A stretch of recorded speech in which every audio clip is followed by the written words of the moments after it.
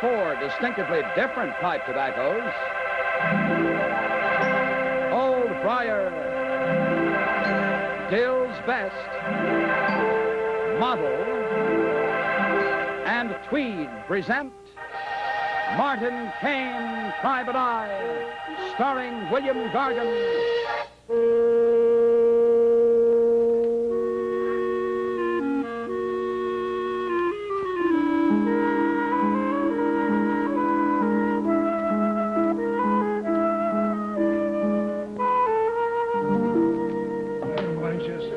Come on, Mr. My mail, Chester, please. Ain't much here for you. No. Just this note here from Madam. Madam, what does he want? What you want to see you for, Mr. Smith? You back in your rent? Oh, hardly, Chester, hardly.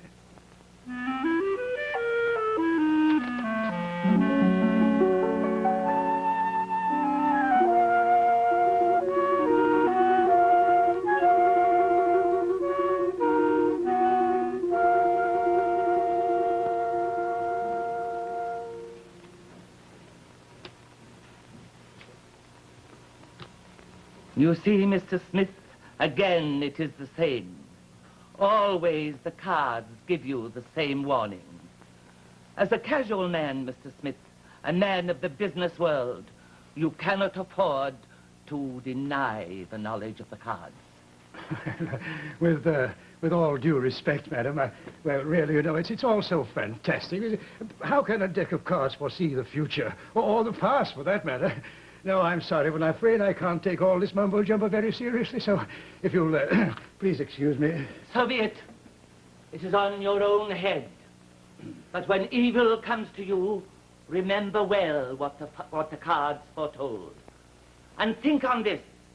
There are many windows into the future, but for one so gifted, the past, the present, and the future are of a single instant. Oh, yes, of course. I don't mean to doubt your skill in these matters, but not at all. But, all right, if you please allow me. Mr. Smith, you are a guest at my hotel. Oh, but please, madam, Madame Zornak does not accept money from a friend. Oh, well, that's very kind of you and all that, but I really thought that I should. Good morning, Mr. Smith. Yes, good morning.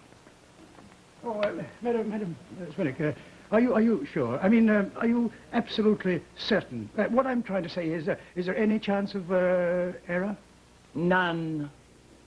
I see. Thank you. Good day.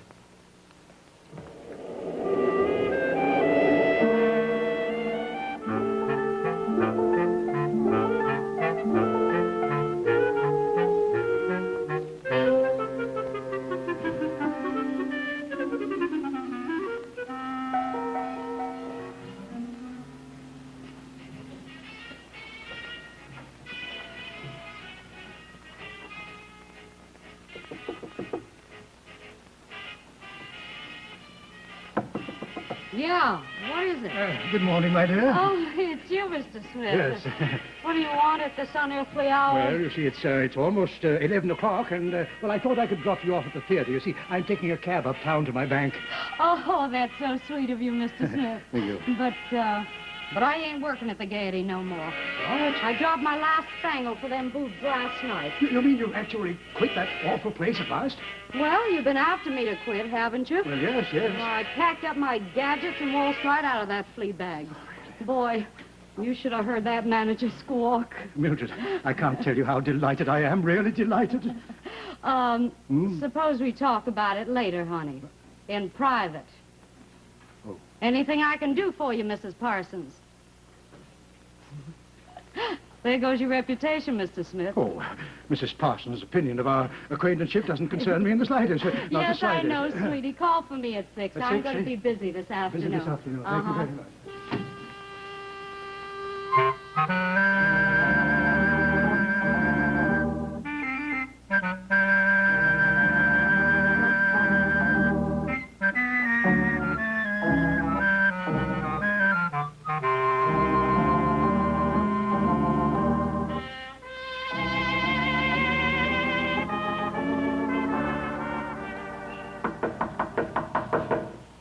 Well, the door's open. Come on in. Mr. Kane? Mr. Martin Kane? That's right. Mr. Kane, I'm in dreadful trouble. I want you to help me. I beg of you, please. Well, that's part of my job to help people. Won't you have a seat, Mr. Smith, Warren A. Smith. All right, now have a seat, please. Take it Thank easy, you very and much. let's start at the beginning. My life savings, Mr. Kane. $10,300, stolen or lost, not more than 20 minutes ago. Did you notify the police? No, I didn't. Why not? Well, because I think I know who's behind this terrible business, and, I've been such a fool. Such a fool. Well, you still haven't answered my question. Oh, well, you see, Mr. Kane, there's someone very, very dear to me, and I wouldn't want that person to find out how gullible I've been. A woman, Mr. Smith? Yes. Yes, you see, if I prosecuted, well, there'd be investigators, newspaper I men... see. You want me to conduct an investigation on the QT, is yes, that right? Yes, I don't want to prosecute. I just want my money back. All right, now suppose you give me the details. Well, it was at my bank. I had the cash with me, and it was just during the noon rush hour. Yeah. You see, I was going to deposit my money in another bank, the City Savings, as a matter of fact, 8 blocks away. But when I got to the City Savings, my money was gone, missing from my pocket.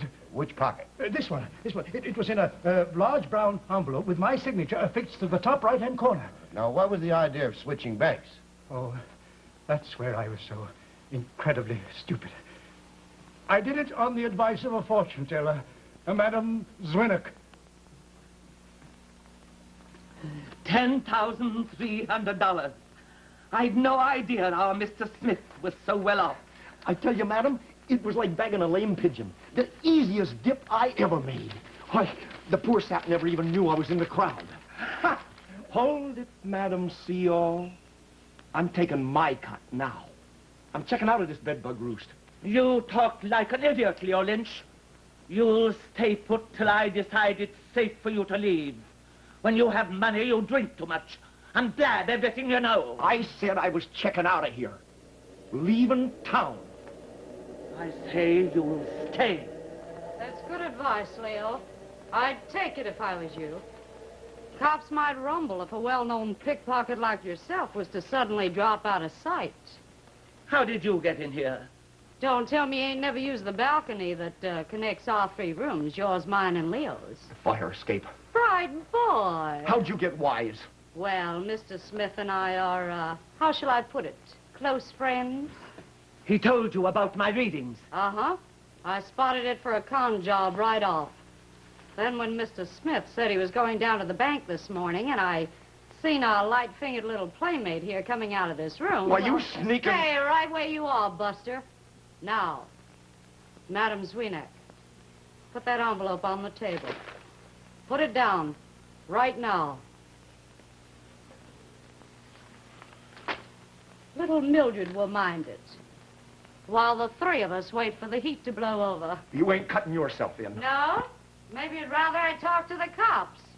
You didn't have that gun... Leo, let her take the money. For the present, Miss Lowe is our partner. But only for the present.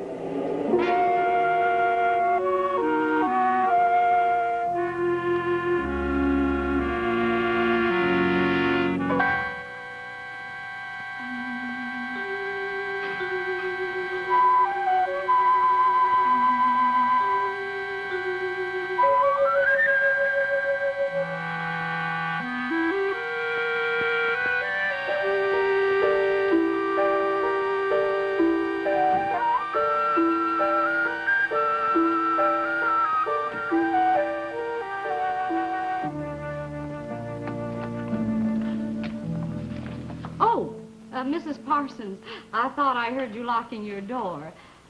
Would it put you out any to drop this in the mail for me? Not at all, Miss Lowe, since I have letters of my own to post. Thanks.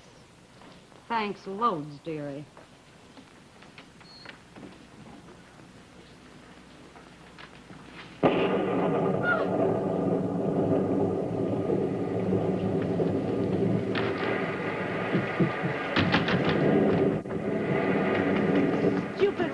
It's jammed. Oh, what's the use? It's broken.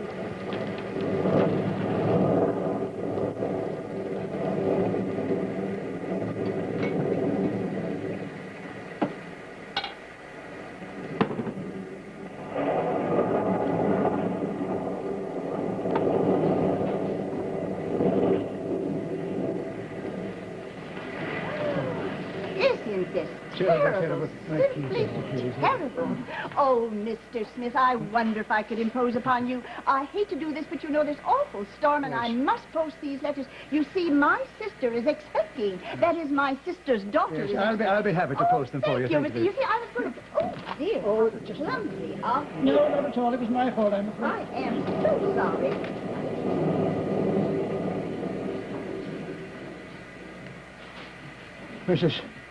Mrs. Parsons, where did you get this envelope? Why, Miss Lowe asked me to mail it for her. Mr. Smith, is there something wrong? No. No, it's quite all right.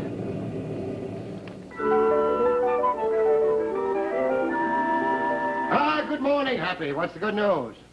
Good news, he says. Me with my cellar filled with water from last night's storm. Well, send over a pump sale. Hello, Happy. Oh, How are hello, you? Sergeant. Say, do you have time to collect that information for me? Oh, I certainly did, Mr. Kane, and I must say your client is residing among brigands and skittle sharps, so to speak. Oh, is that so? Yes. Oh, Hap, let me have a pouch of Old Briar, will you? Come on, Marty. Yeah. Old Briar, the master mixture of rare flavor and aroma, and just 15 cents a pouch, cash. Well, in that event, I'll pay for it. Thank you very much. Here we are. The party known as Leo Lynch is actually Leo Patchpockets Lynch, a notorious pickpocket. And Madame Zwienak, although she's been out of circulation for quite some time, is well known by our bunco squad. Oh, confidence rackets, huh? A veteran of the quick swindle, Mr. Kane. That's so. Just how she acquired ownership of the Wabash Hotel is a matter that will bear looking into. The Wabash Hotel. the Wabash Hotel, Ross? Well, it's just that I've been checking on the hotel's owner, Captain Burke. As a favor to me, Captain. I might have known it. Kane, how in blazes do you manage to get yourself right smack in the middle of every case I draw? Now, what in the world is he talking about? Now, what in the world is he talking about? He's talking about a burlesque stripper by the name of Mildred Lowe. She was found this morning in her own little bed at the Wabash, strangled.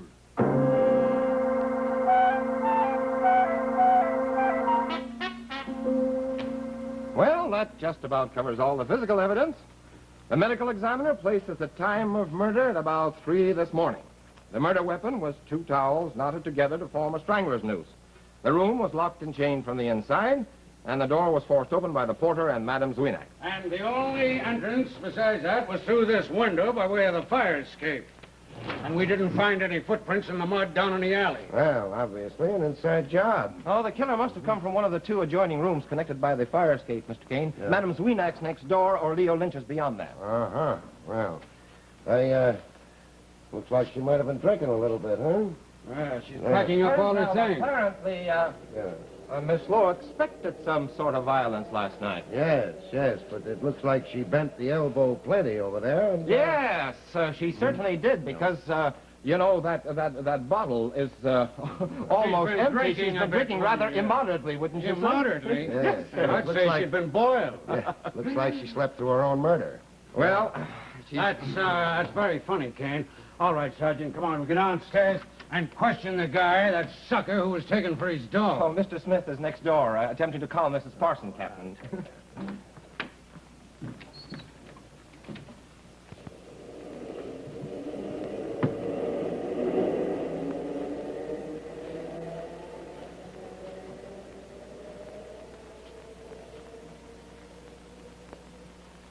Water.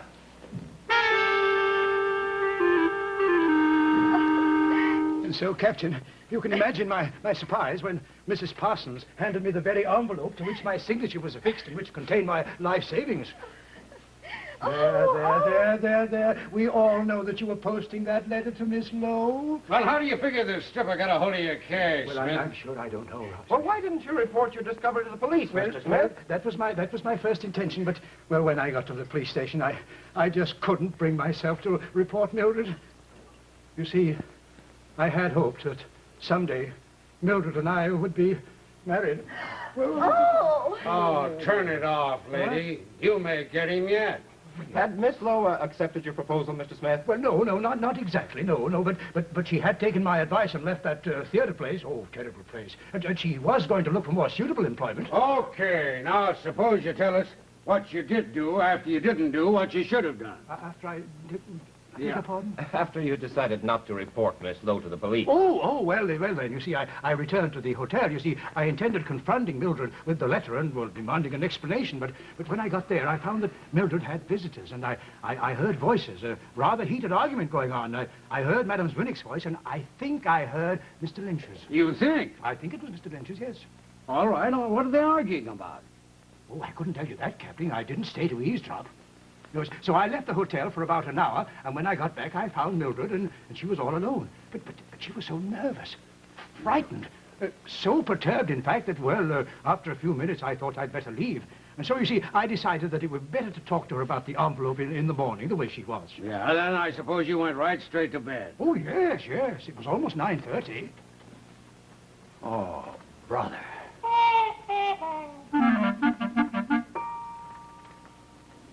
I tell you, I do not know if Mildred Lowe had Mr. Smith's money. And as for this confidence scheme, and my being in league with Leo Lynch, that's just a lot of rubbish. I didn't even know Leo Lynch was a pickpocket. And I'm not in the habit of prying into the background of my guests. If I do, my hotel will be empty. Yes, but, madam, you admit that you persuaded the old guy into switching his money into another bank. I told him exactly what I saw in the card. Well, what did you see in that deck for the burlesque queen, madam? Mildred Lowe was a disturbed personality and was destined to a violent end. Now, you don't suppose you could just shuffle those cards and tell me who it was that helped her to make her exit? Could you? Hmm? Why, Captain, are you seeking my professional advice?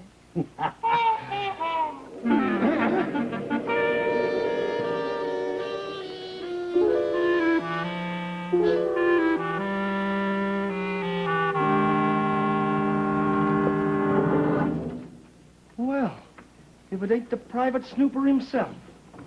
You know, I ought to be sore at you busting into my room this way, mister. I didn't break into your room, Lynch. The door was unlocked. Yeah, I know. It's I got a bad habit of leaving my room open. You know, it's a funny thing. I never can think to lock my door till after dark. You know, that's when the creeps generally start prowling these neighborhoods. Mm-hmm. You didn't happen to run across a clean shirt anywhere in here, did you? No, but I found something else. Like what, for instance, Kane? This, Captain. Chloral hydrate, knockout drops, and the bottle's half empty. When I discovered that Mildred, the bottle that Mildred was in the glass that she was drinking out of was washed, I decided to look for a few blackout drops. Well, where'd you find them, Kane? Well, some people keep money in mattresses. This fellow used it as a medicine chest. So, this stripper was not only loaded with gin, but she was also drugged. Why did you murder her, Lynch? Did she recover from the effects of the chloral hydrate while you were searching her room for the money? What money? Oh, now, look, Lynch, we happen to know that you were in her room around 9 last night, and you were having a hassle with her over old man Smith's money. You're kidding. How did Mildred come to hijack the dough? I repeat, what dough? All right, then. What was that bottle doing in the mattress? I don't know. I never saw the stuff before. Next thing, he'll be claiming that somebody planted it there. Could be. What? I wasn't in my room last night. Just where were you? In and out, around the hotel lobby. All night? You know, some nights I just can't sleep. I notice you haven't any towels on your rack, Mr. Lynch. Where are they? Yeah. Could they be tied around Mildred's neck?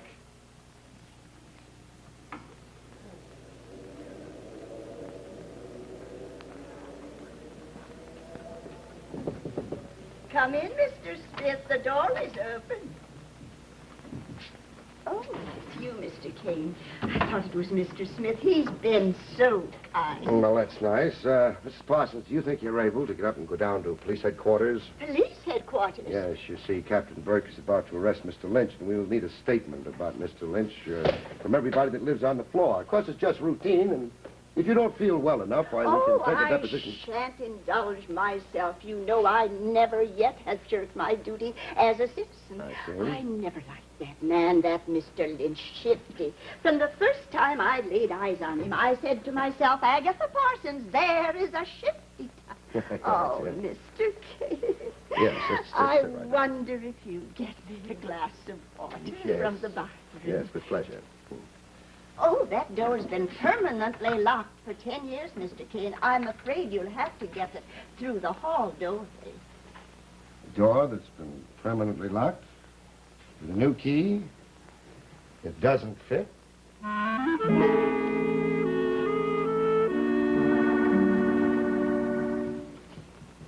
Yes, sir. Can I help you?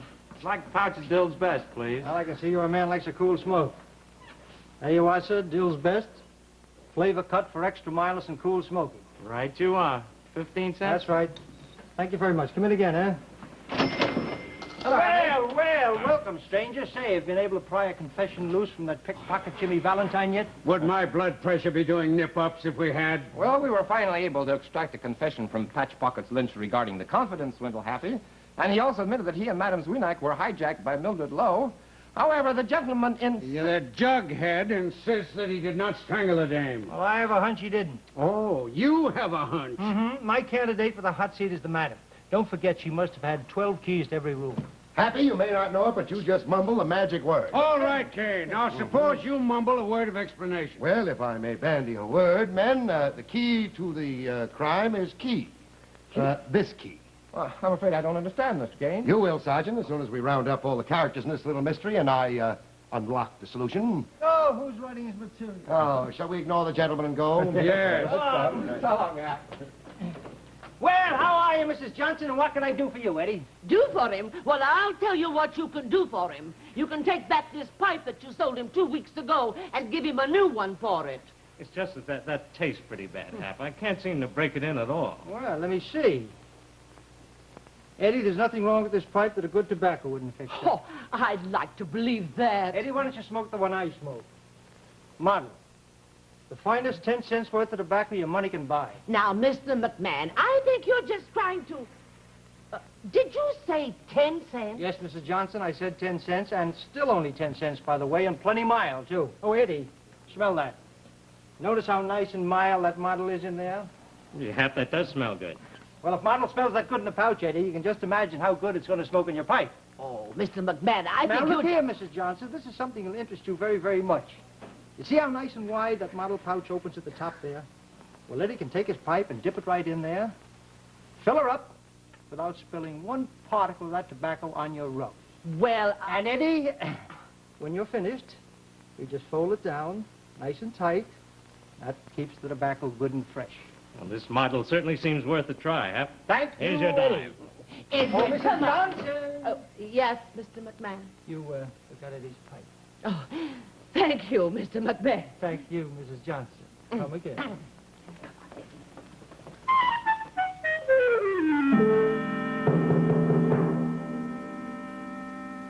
Oh, dear, dear me. I do hope you won't detain us too long, Captain. This is my day to preside as chairwoman of the ladies' after-dinner lecture. Mrs. Parsons, if there's one place in the world I'd like to see you, it's in the chair. I beg your pardon. Presiding over your ladies. Now, Captain. Oh, Mr. Kane, the captain says you can name the murderer. I believe I can, madam, but first of all, let us review the facts. We know that the killer got into the room by way of the fire escape. Through your room, Lynch, are yours, Duchess. And we know that the bottle that Mildred drank out of was full of dope. Given by Mr. Smith. He found out Mildred had his money. For your information, Madam Zwinnig, that money was in my possession some 6 hours before Mildred was murdered. Yes, you didn't know that, did you, Duchess? Wait a minute. Now I get it. Sure. She's got a key to every room in this crumb joint. Now I know why she wanted me to hang around the lobby all night. It wasn't to make sure that dame didn't sneak out. It was so she could steal my towels and plant them knockout drops in my mattress. That's a lie. All right, now that's enough of that. Now, come on, Marty. What's the answer? Well, the answer to it is right here in this shiny key, a key I found in the door that had been locked for 10 years. The killer put it there, knowing it was the last place in the world that we would think to look for it, in Mrs. Parsons' room. My room? Yes. Mr. Kane, Mildred Lowe's room was locked and chained from the inside. Of what possible significance is that key? Well, the killer got onto the fire escape with this key by way of Lynch's room. All right, then who did it? Suppose we let Mrs. Parsons tell us. Me? Mrs. Parsons, the day after the murder, who was in your room? Well, you and Sergeant Ross and the captain and Mr. Smith. There's your killer, Captain Warren Smith. What? Oh, Why, this is fantastic, ridiculous. So that's how you worked it, eh? You used that key to go through my room while I was on guard down in the lobby. You swiped my towels to choke that dame with. Then you planted those knockout drops in my mattress. Why, you crummy old hypocrite. You almost framed me right into the chair. You... All right, Sergeant. Take Lynch. Get him come out. along, Mr. Get Lynch. him out of here. Come along. I All advise right, you not to Smith. resist. Now, you can be my guest. Now, just a moment. That key doesn't prove I murdered Mildred. I was in love with her. I had my money. I had no reason to kill her. Love is a very unpredictable emotion, Mr. Smith. Sometimes it does some funny twists, warps a man's imagination. Especially when the object of that love is a tramp, caught red-handed in a $10,000 double cross. Oh, you can't bluff me, Mr. Kane. You have no evidence. That key doesn't prove anything. According to the law, every locksmith has to leave his seal of his work. I checked with the locksmith that made this key. According to the description of the man who paid for it, you fit it exactly. Shall we dance? Well, you can say that again, Sergeant. When any guy Smith's age sets his cap for a gallon of burlesque line, dynamite.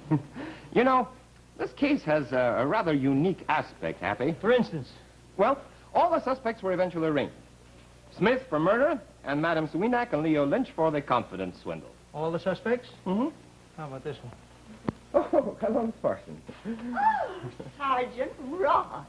Well, I'm so glad I found the right place. This is Happy McMann's tobacco shop, isn't it? None other, madam. Miss McMann. Oh, well, then where is Mr. Kane? You know, he promised to give me an hour of his time tonight. Oh, for what purpose? Well, you mustn't breathe a word of it to Mr. Kane. It's a surprise. A surprise? Oh, a delightful surprise. You know, I called a special meeting of the Ladies' After-Dinner Lecture Society, and Mr. Kane is to be the guest speaker. Martin!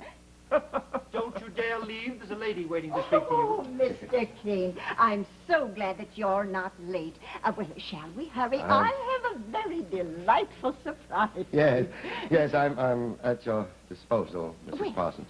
Let's, well, we mustn't be tardy, Mr. Kane. Come along. Yes, let's not be tardy. Go. Oh, Happy, how could you? I could, and I did. Good night, Martin. Good luck, Mr. Kane. Watch those splint infinitives, son.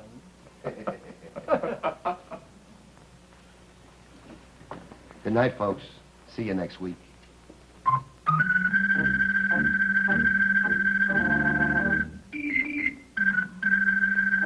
Martin Kane, Private Eye, has been brought to you by the makers of those 4 distinctively different pipe tobaccos.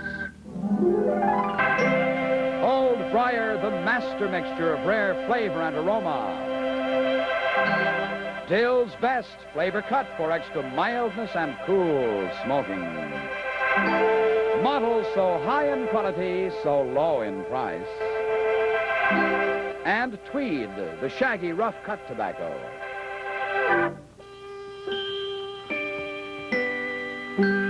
One of the 4, just right for your tobacco taste.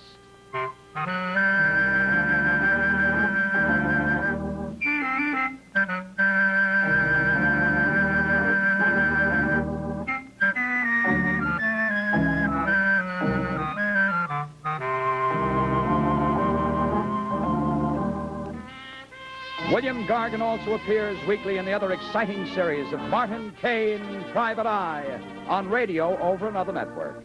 Check your local newspaper for time and station.